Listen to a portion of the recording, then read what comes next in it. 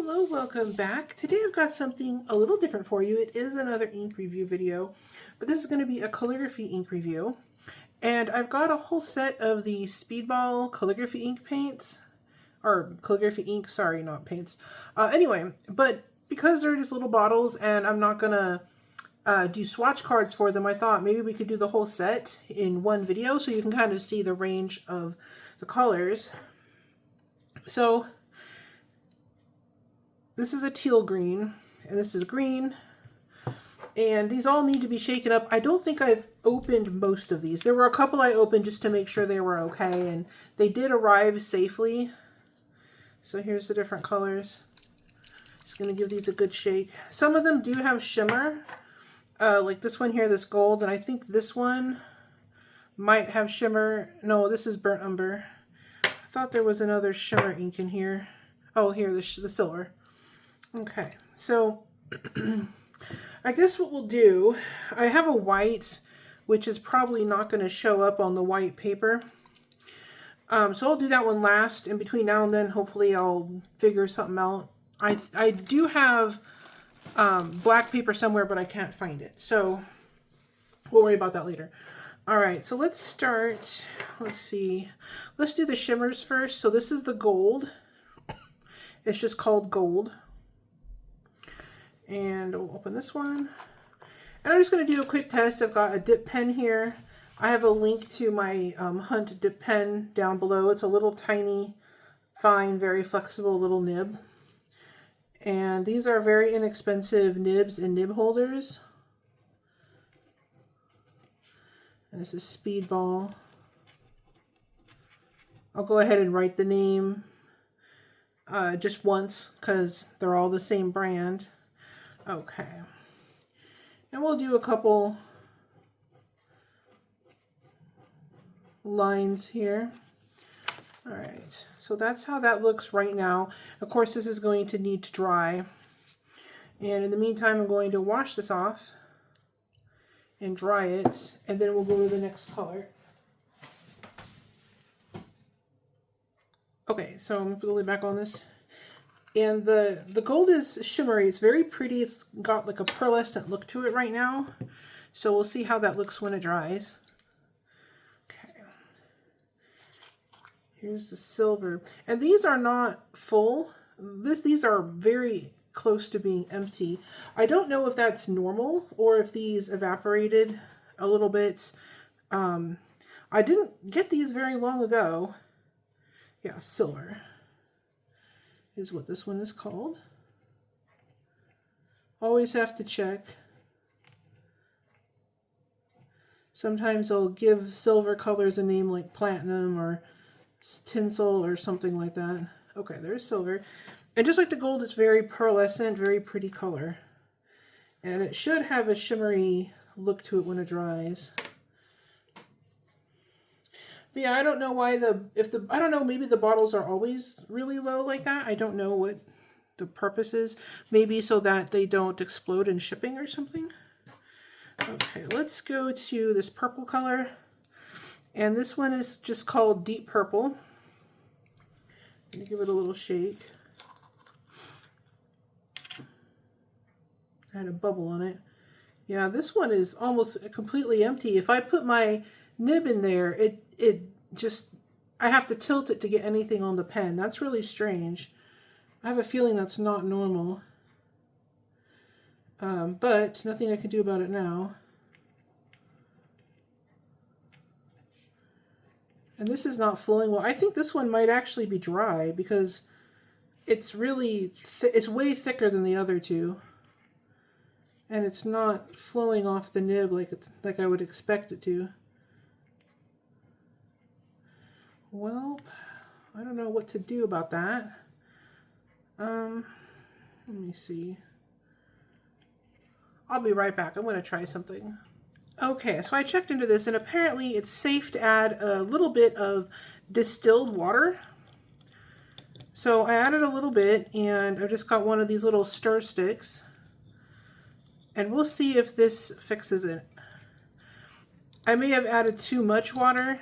It was really hard to tell how much I was adding since we started out with so little to begin with, but All right, let's just see. It's a pretty color on here anyway. All right, set that aside. Okay, let's try this again.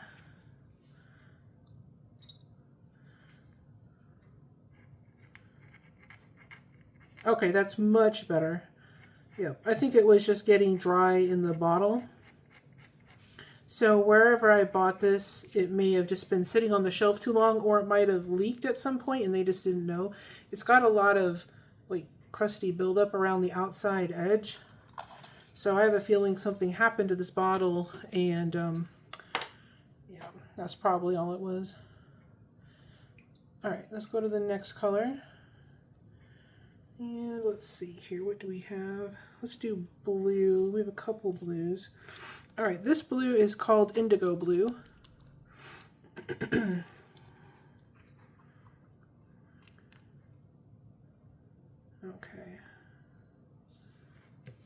Uh-oh. Is this another thick one? Let's see.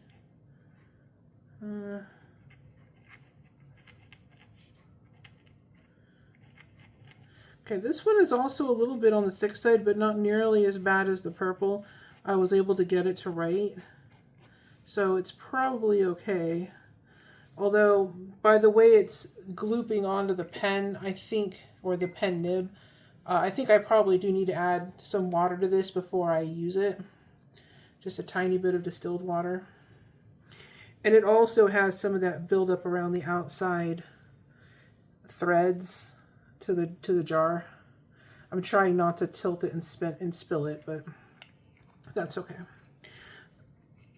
It's still usable. I just have to add some water. All right, what's next? I have this, it says teal green. Let's put this one next. Got to shake it up real good. All right. But so far the colors are very pretty and vibrant. They look really nice, so that's good. All right, this is teal. Hoping you guys can see that clearly. Teal green.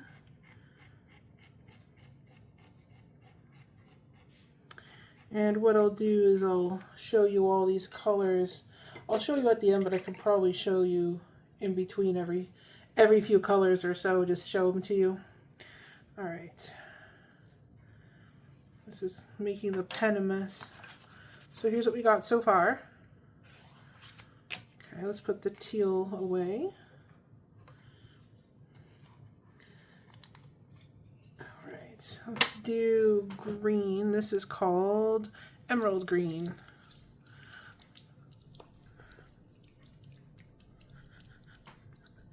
That's a good shake. All right. They all had these papers, but some of the papers are stuck on here and some of them are stuck inside the lid. So there we go. And also I wanted to point out these inks were very, very inexpensive, which is part of the reason why I got all the colors. This was probably by far the cheapest ink I've bought without buying samples. So it's not the end of the world if they're not perfect, for me anyway. Especially knowing I could just add a drop of water to fix it. Emerald green. There we go. I think these were about $3 or round about that, so there we go. I don't even know if they were that much.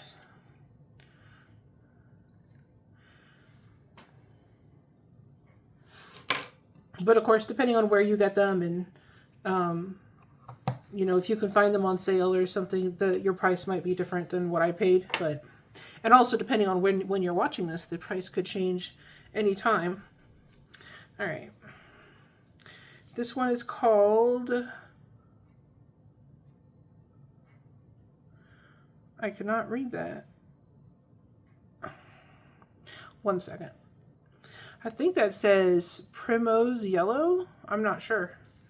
Anyway. I guess my eyes are starting to go bad. All right, let's put that over there. And this one also, the bottle is very close to empty, and this is extremely thick. So since we learned the hard way from the purple, let me just go ahead and grab some water. I'll be right back. Okay, I'm back. So yeah, I put some water in here. Yeah, so I'm stirring this and it just feels thick and goopy on the bottom. Look, it's kind of chunky. So this definitely was drying out or something. So I'm going to mix this in real good. If it doesn't fully dissolve, I might have to let this sit and come back to it.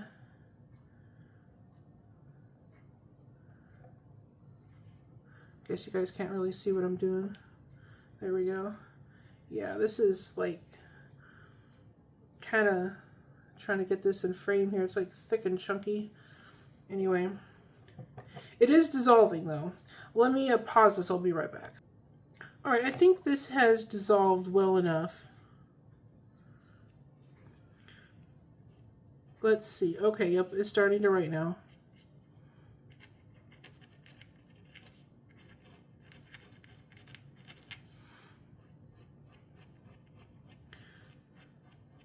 So the good news is, if you get these and they're dried, you can just add water.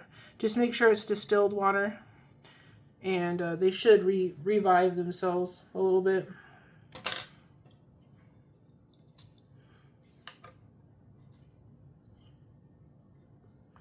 I'm going to go ahead and put this little foam packing thing back on here.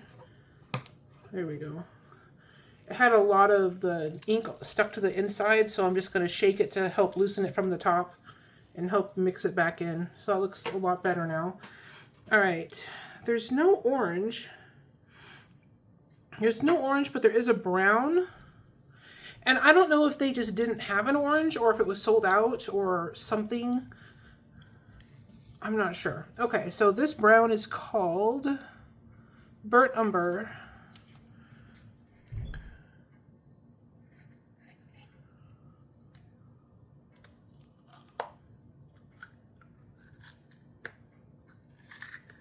All right, this paper is tearing. I'm just going to peel it. Oh, and that's, yeah, that's totally dried out in the bottom there. Like, well, not dried out, but just very, very, very thick. I'm going to add water and I'll be right back. Okay, so I went ahead and added the water, mixed it up. This one was really dried and thick on the bottom. All right.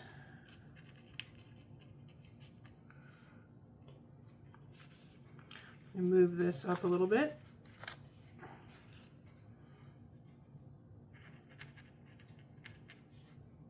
But it is a very nice brown, and it, you know, it rehydrated very easily. Once I mixed the water in, it went fine. No issues at all, you know, other than it being dry in the bottle. But it writes very nicely. All right. We got the lid on that one, and now we've got this red is called Scarlet Red. The name there. All right, let's see how this one looks. Okay, this one's nice and wet, no problem. Okay, so this must be what it's supposed to look like. Nearly full in very wet ink. Is it Scarlet Red? Yes, Scarlet Red. Okay. Yeah, and this flows really nice as well. So I think with those other inks that were mostly empty, I just need to add water to them to reconstitute them and get them writing properly again. But other than that extra step, this ink, you know, writes really, really smooth, and it's got very pretty colors. And what I like about these is that it's a great option if you're just starting out with dip pens, because they're so inexpensive and they're easy to fix. Like I said, just a few drops of distilled water and it started writing again. So this is a really good one a good ink for that. If you don't want to spend a lot of money and if you want something that's easy to fix if a problem comes up, then definitely recommend these. And we've still got the white. So let me find something to write on. Just a minute. Okay, I found something. So now it's a little unconventional maybe, but I have some brown paper here. And what we'll do is just test this ink out on here. So we'll get to see how this writes on some different types of paper. Uh-oh, do we have another thick ink? There we go. All right, so this paper does not like being written on, apparently.